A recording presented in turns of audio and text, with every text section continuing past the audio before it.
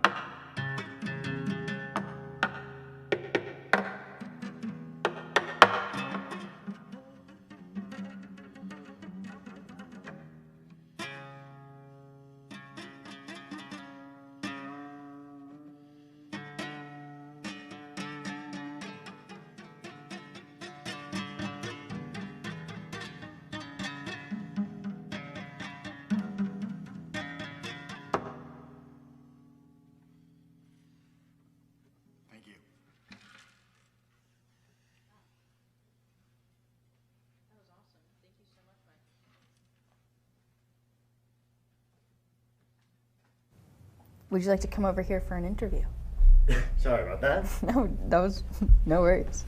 So, obviously, you're very experimental. So, what inspired you to experiment with music materials?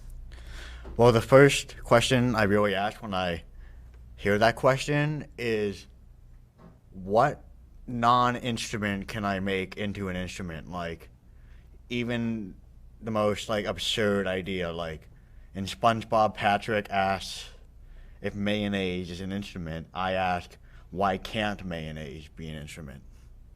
Great. That's essentially, just be as experimental, as creative as you possibly can with this idea that you have. That's really awesome. That's a really great SpongeBob. That's awesome. So I know that you book shows for noise artists. So what is that process like? How's that for you? It is really, well, I can't really speak on how it was like to book shows before COVID because I was too young to really get involved in booking shows. But after COVID, it's been really stressful. Really?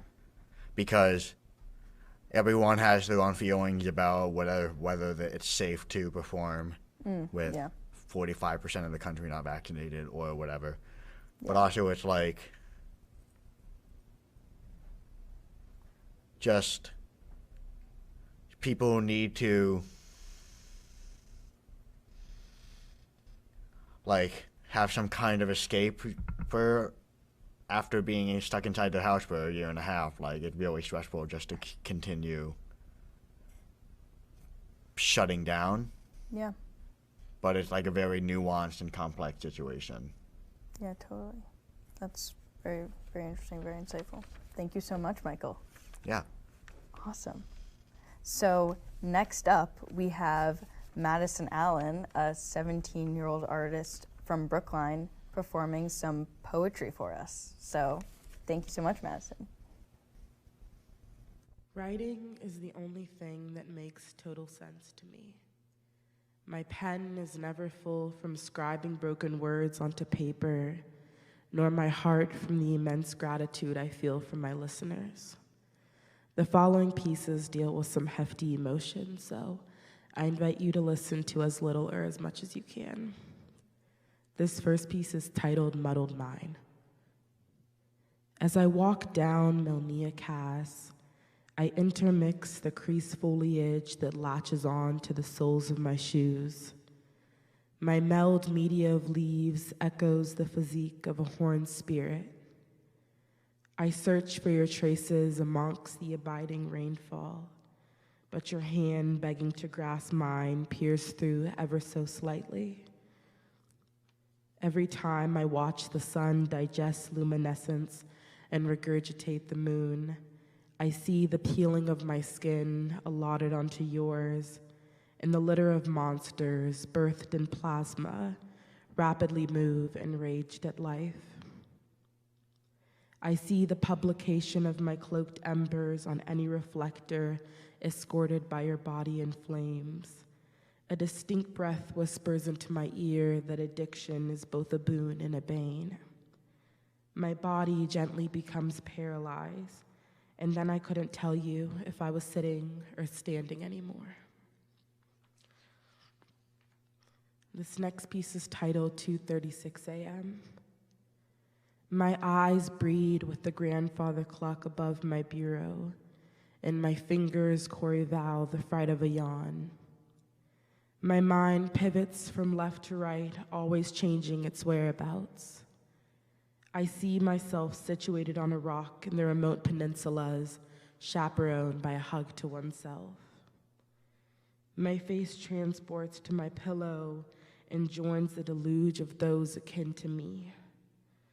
A girl shares a story of walking a woodlot until pulpwood no longer taints her vision.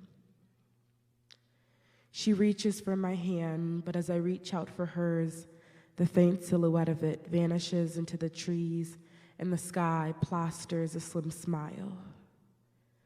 My mind tends to wander the spring of an oasis. It strikes her as a bottomless chasm.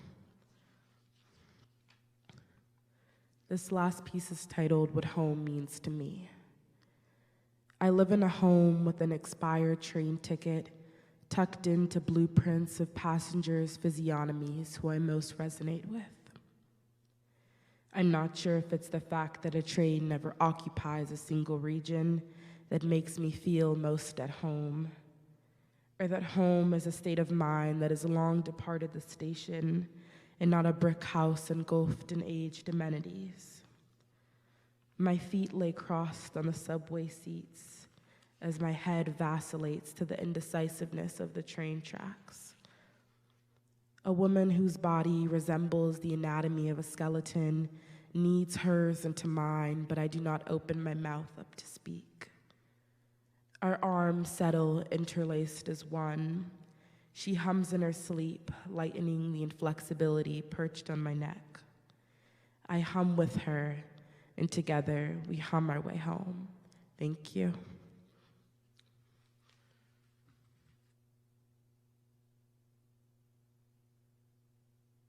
I'm over here for an interview. Yes, I would love to. Awesome. Wow, that was beautiful. Thank you. Yeah. So, like, do you have any, like, inspirations for your work? Because clearly you're very talented. Thank you. For sure. I would say it's a multitude of multimedia inspirations. It can be something as minute as a song lyric or a piece of artwork in a museum or an observation of somebody on the street that can spark an inspiration for a piece or an entire collection for that matter. I actually have a shelf in my bedroom that is dedicated just to poetry readings. Awesome. I try to read one each morning, which sparks a lot of inspiration. And my all-time favorite poet is Maya Angelou. Cool. She writes in a way that is so melodious and poignant, and I've always had great admiration for her. And I would say a lot of my inspiration comes from moments of self-introspection in my life where I've had time to reflect on varying experiences I've had and to be able to show that through my writing. Wow, that's awesome. Thank you. That's really awesome. And how is the youth poetry scene in, like, Brookline or, like, the greater Boston area? How has it been for you? It's incredible, to say the least. I think that working with fellow youth poets is such an interpersonal and genuine and raw and rich experience because our young minds are brimming with so much creativity and authenticity and individuality. And what we bring to the table is things that I've never seen before. It's one that I wouldn't trade for anything in the world, and one that I am so very grateful for.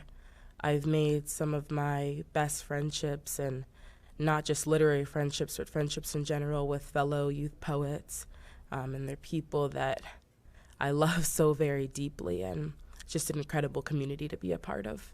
That's spectacular. That's spectacular.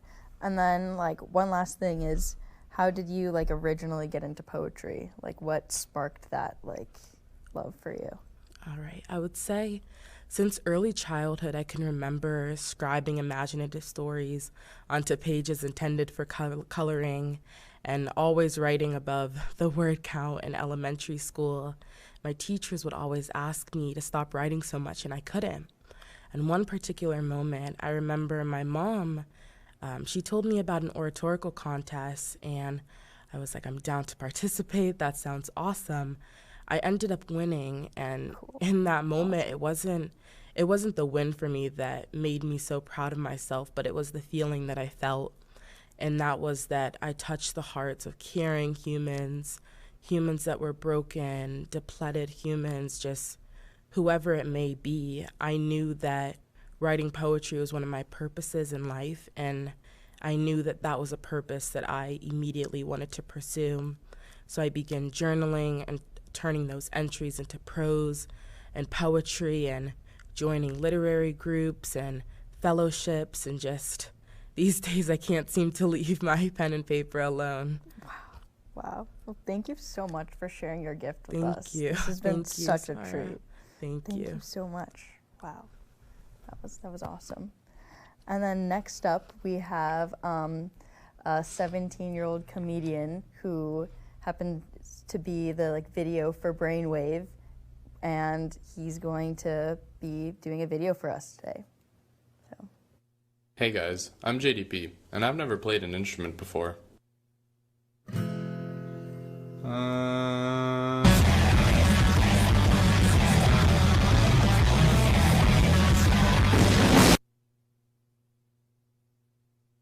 Wow.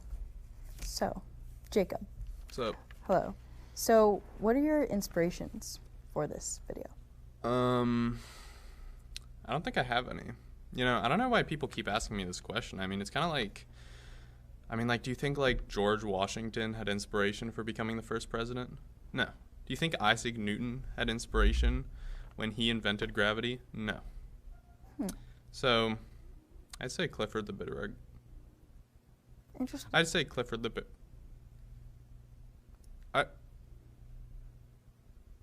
I'd say I don't have any. Interesting. Wow. So honestly, I've noticed you're really tall. You're pretty tall, Yeah, I know. Jacob. Yeah. So what got you into comedy? Well, I was born with a disease. Really? I think it's called photosynthesis. What is that?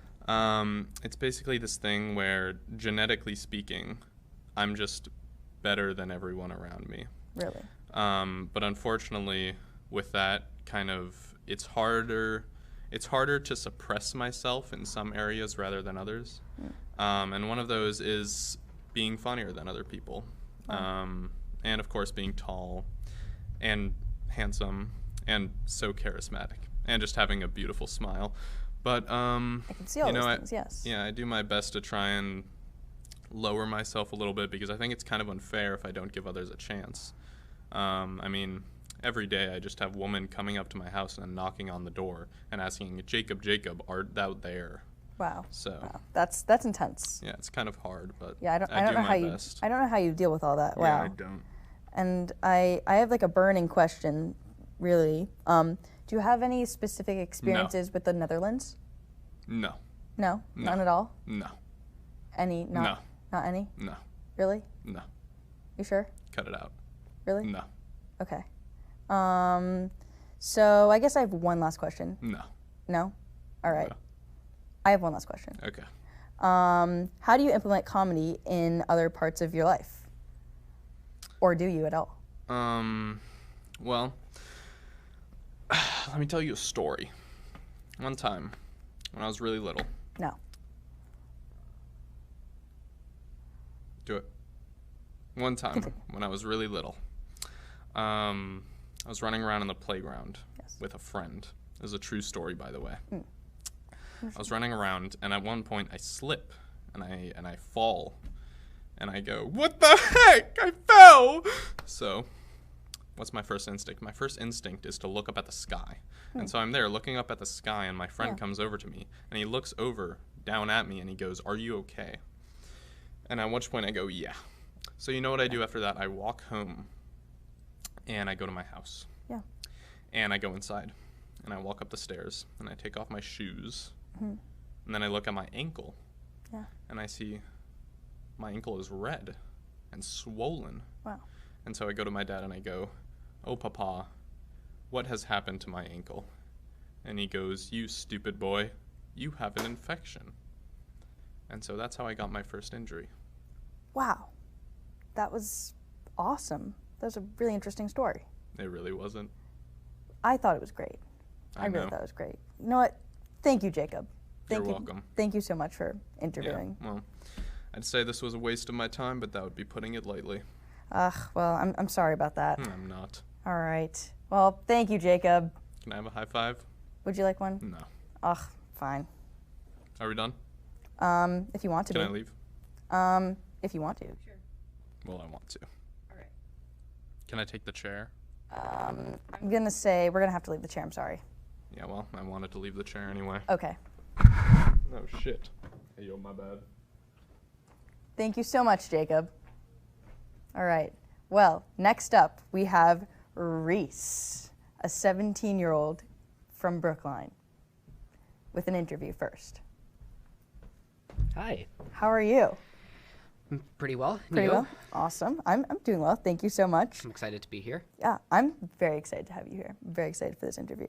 So first is, what is it like being so heavily involved with Brainwave as you are, and then getting able to perform, as we'll see shortly?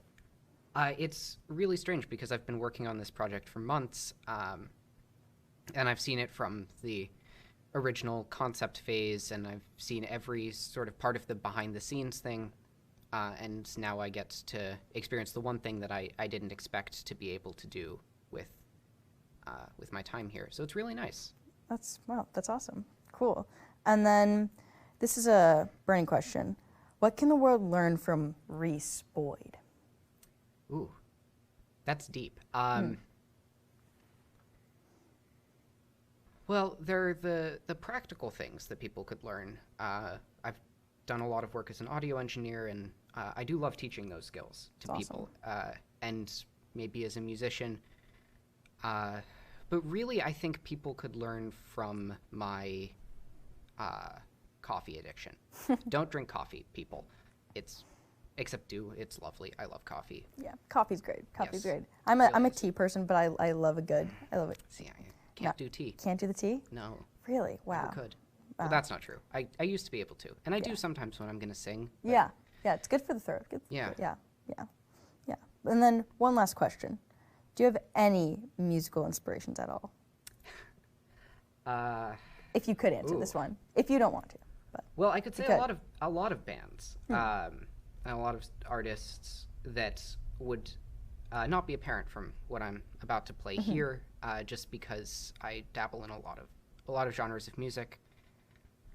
My current favorites are within the progressive metal scene, but Cool. Tonight I'm going to play something a bit more acoustic, a bit more suited to this environment. Awesome. Well, I'm really excited to see what you have in store for us. Thank you. I'm excited to play it. Yes, awesome. You ready? I'm ready. I'm more than ready.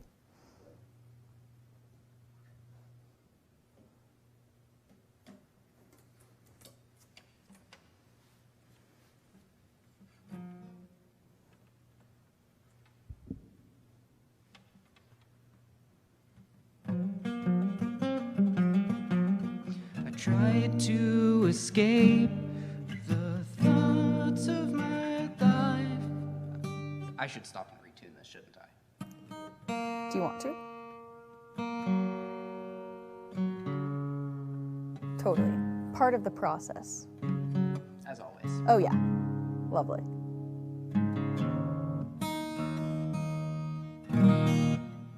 That's better. Perfect. Lovely. This is all part of Exactly. the live experience. Exactly. This is Brainwave Live. Yep. Yes, it is. It is Yes. live. Yes. I tried to escape the thoughts of my life. The world disintegrates. Hardly aware of myself, of ourselves. Not immune to the age of the day.